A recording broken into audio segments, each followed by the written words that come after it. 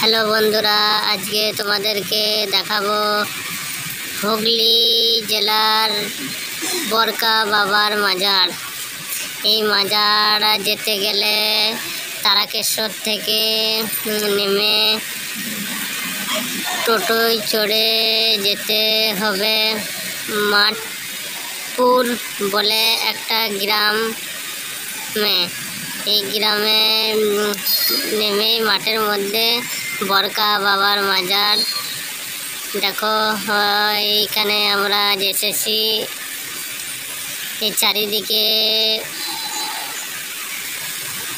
বাগান, বাগানের মাঠের মধ্যে বাবাজির মাজার।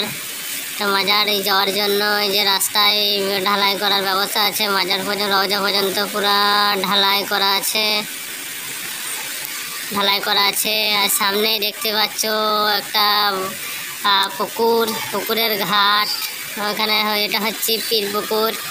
তারপরে এখানে নেমেই যারা বাবার দরবারে যান এখানে নেমে অজু করে ফ্রেশ হয়ে তবেই ওইখানে যান। এই বাবা বিরাট বড় এক আল্লাহর ওলি মাঠের মধ্যে আছেন। চারিদিকে বাগান, খুব ভালো লাগছে দেখে।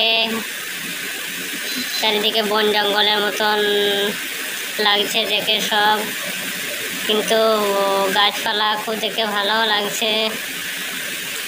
বাবা খুব সুন্দর জায়গার মধ্যে আছেন। তার বাবার নাম হচ্ছে বরকা বাবার মাজার।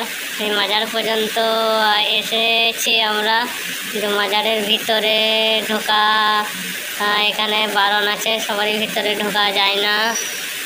এ বাবা আল্লাহর ওলির মাজার।